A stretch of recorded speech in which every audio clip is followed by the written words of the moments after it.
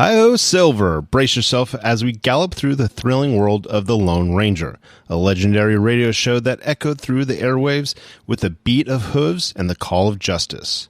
Meet the mysterious Lone Ranger, a masked hero whose identity remains shrouded in secrecy, and his steadfast companion, Tonto. In the vast expanse of the Old West, the Lone Ranger and Tonto rode together, their deeds echoing through the canyons and prairies. The Lone Ranger, a symbol of justice and righteousness, rode on the mighty Silver, his white stallion, with Tonto at his side on the ever-loyal Scout. The Lone Ranger's silver bullets and unwavering commitment to justice made him an icon, a lone crusader against the forces of lawlessness. Tonto, his trusted companion and a skilled tracker, stood by his side, adding depth to their dynamic duo. Together, they rode their steeds, Silver and Scout. The Lone Ranger and Tonto galloped into the hearts of our listeners, and their adventures becoming legendary. The sound of the galloping hooves and the Lone Ranger's stirring call, "Hi-ho, Silver!" became synonymous with justice prevailing in the Old West. So saddle up and ride with us as we revisit the thrilling tales of the Lone Ranger, Tonto, Silver, and Scout, where every episode is a daring ride into the heart of the frontier justice. Now let's get into this episode. This episode originally aired January 29th, 1947, and the title is Tomahawk Cut. Thanks for listening, and let's get into it.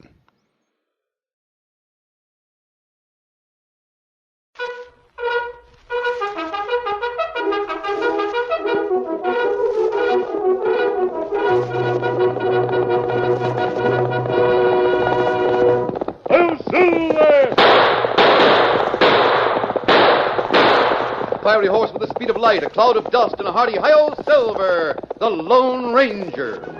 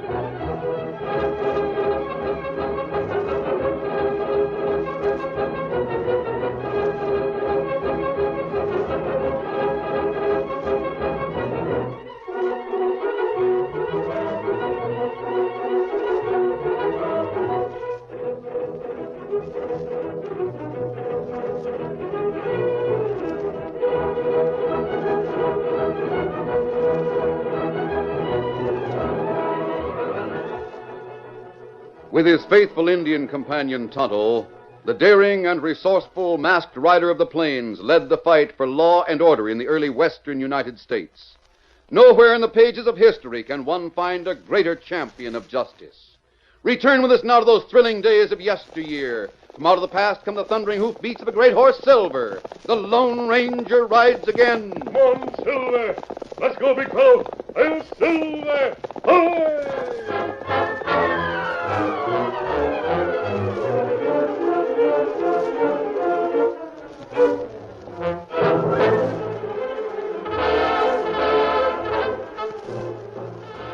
The canyon, known as Tomahawk Cut, was a narrow gash in a level plain. The deep perpendicular sides made Tomahawk uncrossable and added many miles to the Oregon Trail. When John Barton contracted to build a bridge, he knew that his task would be tremendous, but he had not considered all of the obstacles he would encounter. His progress was watched by the operators of stagecoaches, cattlemen, and even representatives of the railroad, and there were others. The Lone Ranger and Tonto were interested in the progress of the bridge. The masked man and his Indian companion rode through the night on their way to investigate the big construction job. They would have made camp, but a distant fire attracted their attention, and they pushed on. We'll take it easy, Tonto. Horses are pretty tired. That's right. That campfire seems to be on this side of the canyon. Me see big camp on the other side. Yes, that's a construction camp. Who camp on this side? You'll soon know. 4 fellas. Yes, we can see 4 men at the campfire. There might be more. I thought we might find Indians in that camp. There are Indians nearby. We see plenty sign, but fellas in camp not Indian. Yes, I know they're not. Indian round here plenty dangerous, Kimasabi. Our horses have been herd. One of those men is walking this way to see who we are. Fella. You better wait here, Tonto. Let me go on alone. Men around here have the habit of shooting Indians on sight. That's not good. I know. And they've learned some bitter lessons. You wait. Come on, Silver.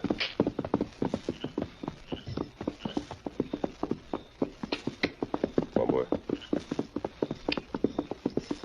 Come up a little. Hey, that you, Martin? Be right with you. Come ahead and take it slow. Can't take no chances. Come on, boy. That's close enough. Oh, Silver, come on. Oh. Just hit the ground. I'll look you over. Easy, steady, big fellow. You needn't wave that rifle. What are you afraid of? Just don't take chances, that's all. Hey, you're masked. What's the idea?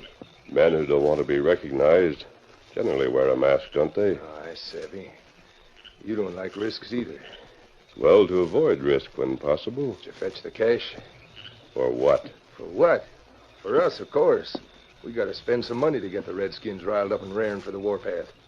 Before I hand over any money, I want to know more about the situation. You know the situation, Barton. That bridge will be done in a few days. The Indians have got to be set to cross and wipe out the workmen. What's the matter, Rawlins? Barton's hedging about handing over the cash he promised to bring us. Oh, he is, huh? I said I wasn't going to hand over any cash until I knew more about the situation. He's masked. Yeah. What's more, it don't sound like Barton. I didn't say I was John Barton. You're not... Well, then you... Stop threatening me with that gun, Rawlins. It was risky for Barton himself to come. What do you think would happen to him if any of the men learned he was paying you to get Indians on a murder trail? Oh. He sent you in this place, is that it? How much cash did he promise you? How much did you bring?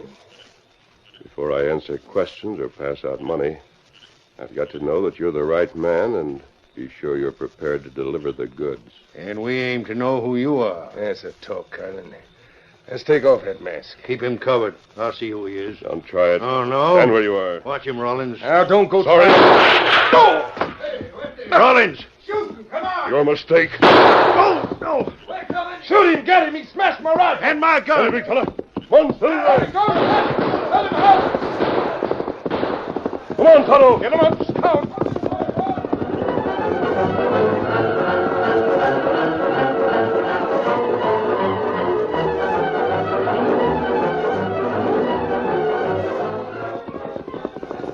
In the darkness, the shots went wild.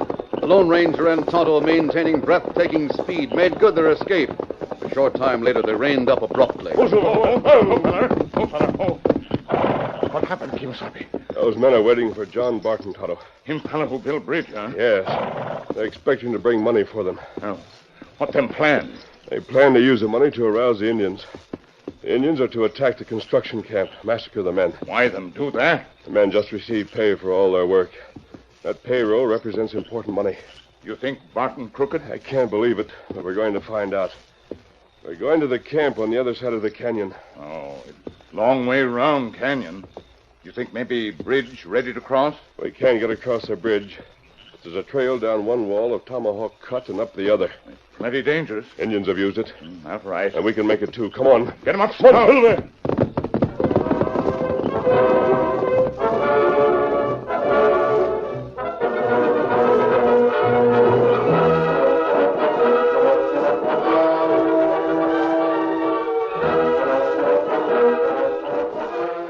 It was a dangerous trip through Tomahawk Cut, but the Lone Ranger and Tonto managed it on their sure-footed horses. They stopped some distance from the construction camp and the masked man made his way to the shack that served as office and living quarters for the man in charge. He opened the door softly, went inside, then lighted a candle. Then he touched the shoulder of John Barton. Barton, wake up. What's wrong? Wake up, Barton, and listen to me. Hey, is it morning? Say, who are you? Someone who calls himself John Barton is meeting some men on the other side of the canyon. Did you know that? Who is it? I don't know. But I do know that there's a plan to have Indians attack your men. What? Are you sure of that? Who are you? As long as the bridge isn't finished, the Indians can't get here. But when the bridge is done, they'll cross and massacre all of you. What's your suggestion? I think I can bring help. There's an army post where the commandant is a friend of mine. It'll take a couple of days to get the troops. So postpone completing the bridge for 2 days more. So that's it. Postpone it and spoil our record so the contract will be forfeited, huh? Will you forfeit the contract? I see through the scheme. We were promised a bonus if we got finished ahead of time. You were sent here to slow us up, so we won't be paid that bonus. Nothing of the sort. Get man. out. But Barton... Get out, I say. Clear out. I'll have the whole camp on you. Scheming to do us out of the bonus, eh? Trying to make me forfeit the bond, too. Get out.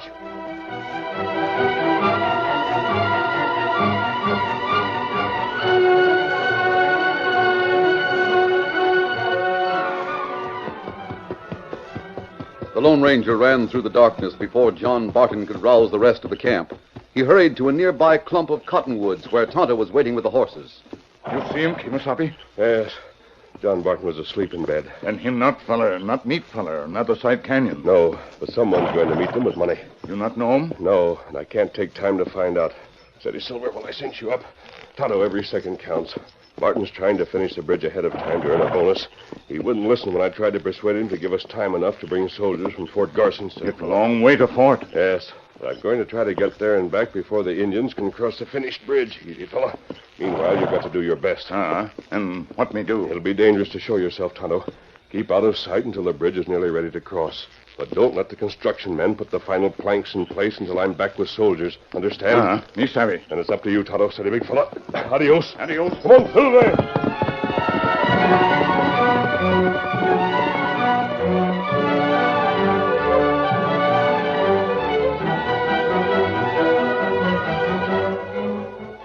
In the meantime, the 4 men camped on the western side of Tomahawk Cut heard a second horseman approach their campfire. This was the man Rawlins and his partners had been waiting for, the man who called himself John Barton. Money changed hands, and then the visitor prepared to ride away. I'll find out about the masked man when I get back to the camp. You better. Meanwhile, don't worry. Go ahead as planned. You leave it to us.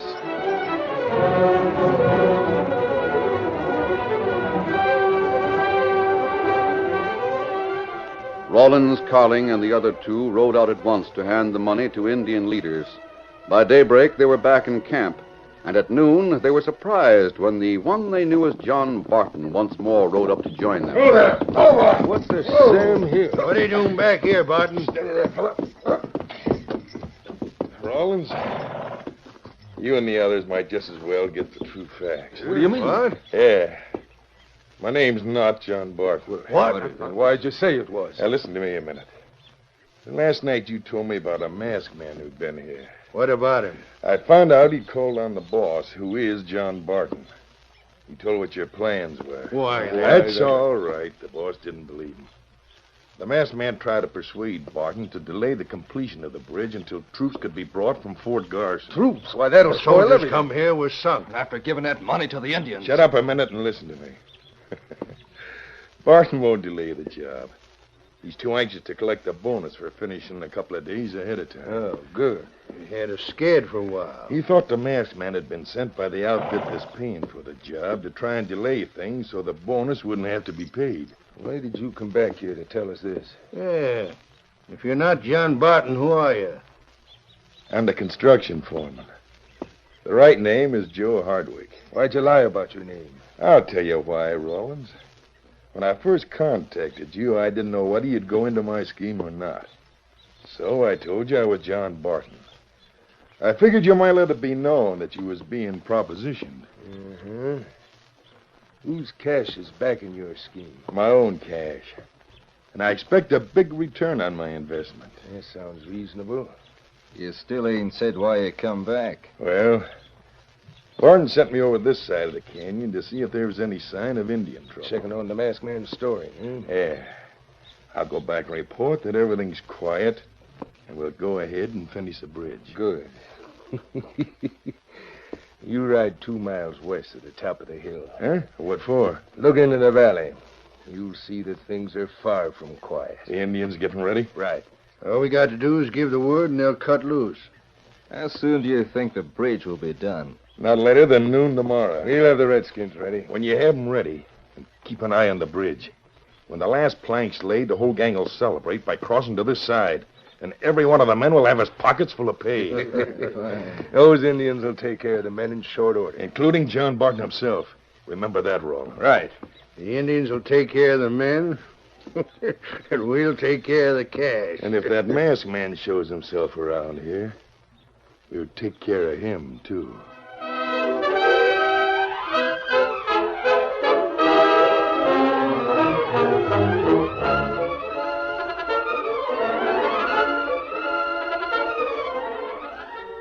The curtain falls on the first act of our Lone Ranger story.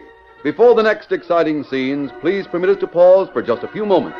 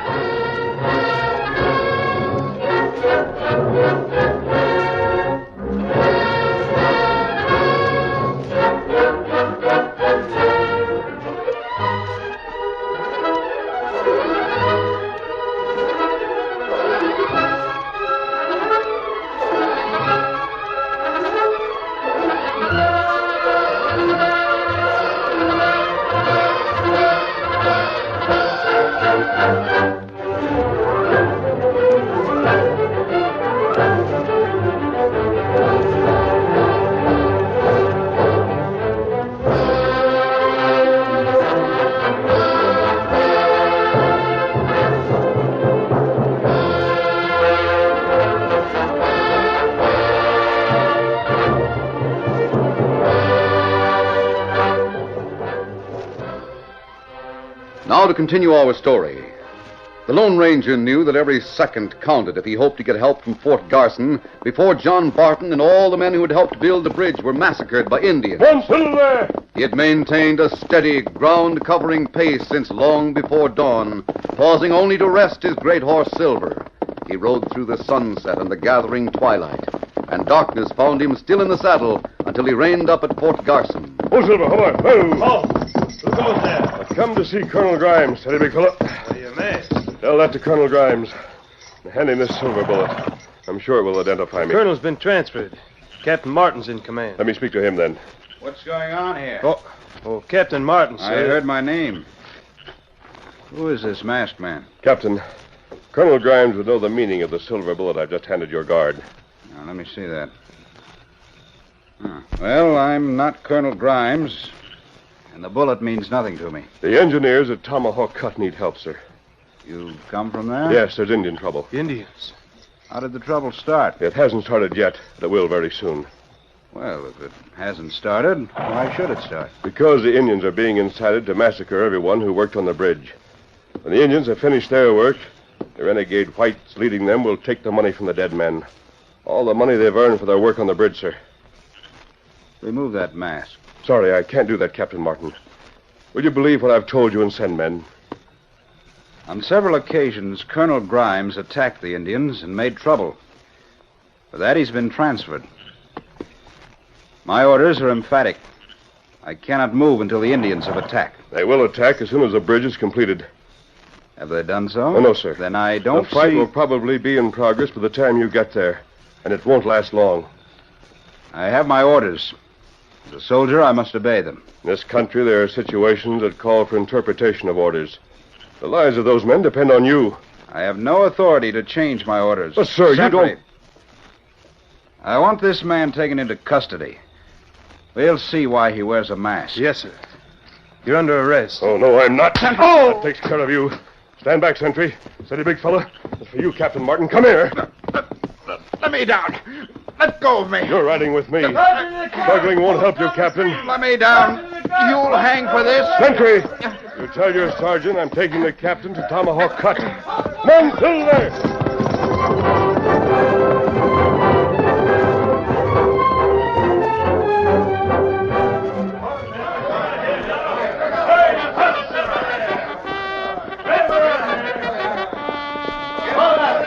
Before the hoofbeats of the masked man's horse carrying a double burden faded into the night, a bugle sounded in the garrison and troopers leaped from their bunks and made ready for action. Quickly saddled horses were brought out as the sentry explained that the captain had been carried away.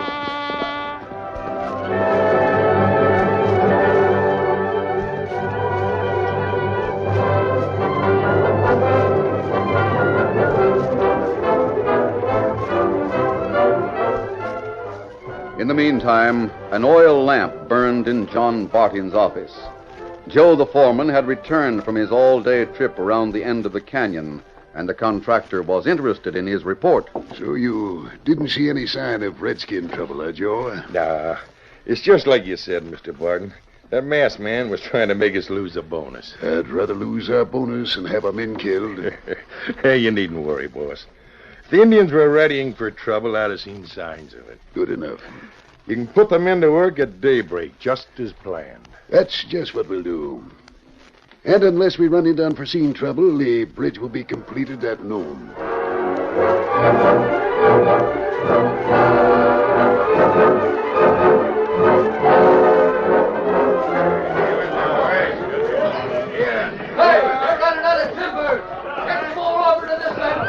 Get them timbers over there, boys. Hurry up. I'm getting tired already. Never mind, Dad. Get that axe a swinging. Beginning at daybreak, the workmen toiled with feverish haste to finish their job, with the last of the planks spiked down by noon.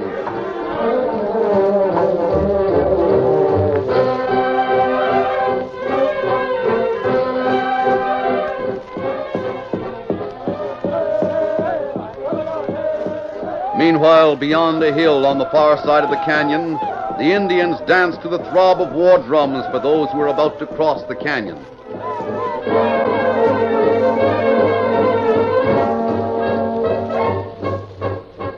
The sounds of construction, hoofs of work horses, and shouts of men drowned out the distant Indian uprising. But Tonto, waiting in hiding, heard the chanting and the shrill cries and knew exactly what it meant.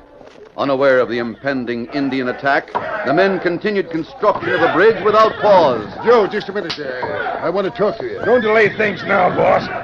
Hurry those planks to the far side. The boys over there are waiting. Get them over there. Listen to me, Joe. We're going to make it, boss. We'll have this bridge done by noon. It's nearly done all right now. Every few minutes, I think I hear Indians. You're just hearing things, Mr. Barton. I wonder. You've been thinking about what that masked man told you, that's all. There's no Indians around here. These are the last of them planks, boss. When they're done, we're through. You hear that, boss? Get ready to cross over. Hey, boys, here's where we collect plenty of bonus money, on top of the pay you've already got. I knew I heard Indians. Now shoot the critter. No, you don't. Put down that gun, Joe. We'll not be the ones to start that fight. There's only one of them. Say, he's crossing in spite of the fact the last section's only half boarded. Wait! Take up third. Oh, fella. What do you want here? Plenty bad Indian on far side. Indian on warpath. I don't believe a word of it. Get the rest of those planks down. You bet we will. Joe, wait a minute. Maybe this Indian's telling the truth. Well, not a chance, boss. Don't you see the scheme? The syndicate don't want to pay any bonus. They're doing all they can to make us lose it. Now, hurry it up, boys. You, Jim, go over there and help spike down them planks. You too, Pete. No, wait. Gun. And you, fella, you stand still. Put those guns down. Hold planks. Stop, boss. You see, boss, he'll do anything to stop our work. Hey, jump, boys. Rush him. We'll show the ornery redskin he can't stop us. Oh, wait a minute, boys. Hold on. I got an idea the Indian's telling the truth. Now I get it, Barton. You're in cahoots with a syndicate. You don't want to pay the bonus any more than the syndicate does. Watch what you were saying, Joe. I'm in charge here. If you're trying to stop us from finishing the bridge, then I'll take over. I'll bet you trumped up that story about a masked man and the warning he gave you. Boys, rush that Indian. Oh, you come back. Sneak shoot. I got him. That's it, Jake. Grab his guns, boys. Jake's got him from behind. Oh, wait a minute, boys. Stop. Listen to me. Hang on to that redskin. And if Barton tries to stop us, hold him, too. In fact, we better hog tie them both. No, get your hands off me. Come on. Let's get those last planks spiked down.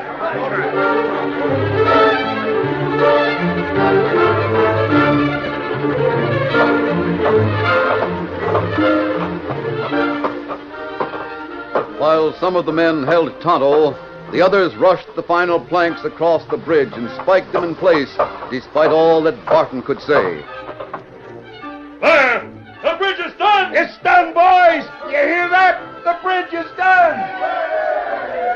Come on, boys! Let's cross to the other side! Let's be the first to go over the bridge! The eager workmen followed Joe's lead and raced across the bridge, leaving Tonto and John Barton tightly bound on the eastern side. While the workmen, having crossed the western side of the bridge, congratulated themselves, Joe Hardwick was joined at the narrow entrance to the bridge by his 4 partners. And now listen. The workmen have no guns to speak of. The Indians won't have much trouble. Good. The 5 of us will stay right here so as none of the men can escape to the other side of the bridge where the firearms are stored. Here come the Redskins, right on schedule. What about Barton? He's tied to the other side of the bridge. I will get him later. Now get ready. Don't shoot unless you have to. But don't let anyone get across the bridge.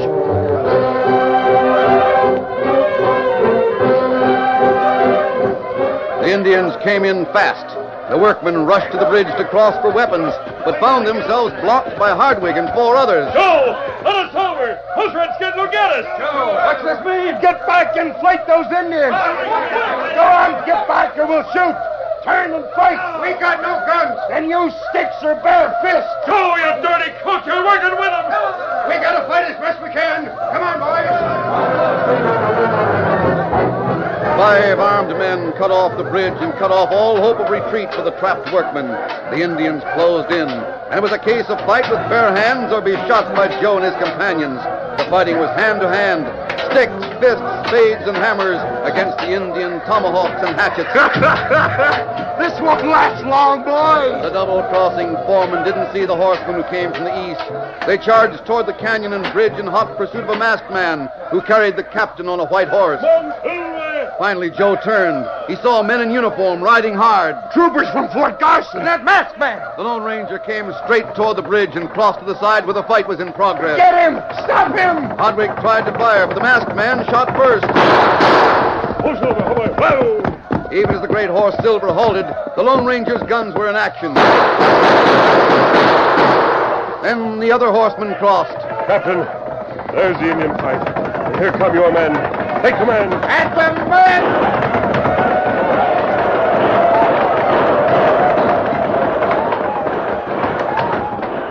While the fight was in progress, the Lone Ranger returned to the eastern side of the bridge and cut the ropes that bound John Barton and Tonto. The band of Indians was quickly conquered, and troopers were in complete control.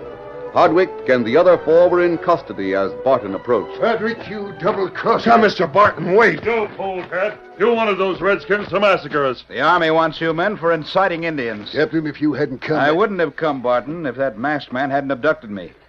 My men rode to rescue me, not to fight Indians. Maybe you didn't come here to fight Redskins, but you sure dealt with them in short order. As for these critters... Now, wait a minute, boss. Let me explain. Let me tell my side. You tell your side in court. The masked man told me enough. He knew all about your plan except one thing. He couldn't stay around long enough to learn the identity of the man who was working with the outlaws. It was Joe, my foreman. That's right. Joe Hardwick's the skunk. He showed where he stood when he thought there'd be no survivor. Hey, Captain Martin, look over there. That masked man that abducted you. He's going right away. Abducted me? What are you talking about? Oh, but, sir, he grabbed you to his horse. He ran off with you. Nonsense. He merely brought me here by the shortest possible route. I wonder who in thunder he is. Only one horse in the world could travel like that white stallion, and that's the horse called Silver. Only one man can handle Silver. Who's that? The Lone Ranger. I'm Silver!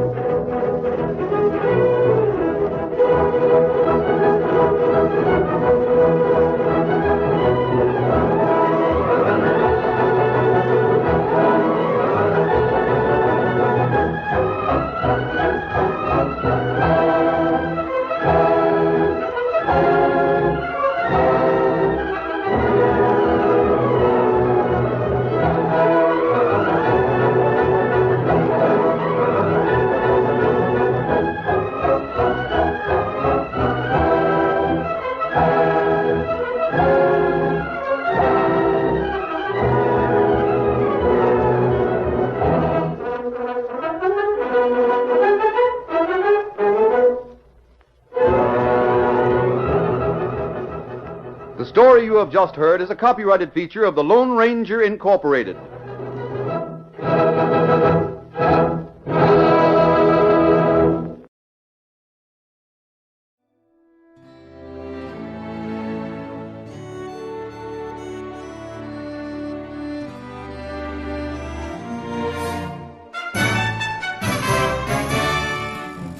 This has been a presentation of OTRWesterns.com, and we hope you enjoyed.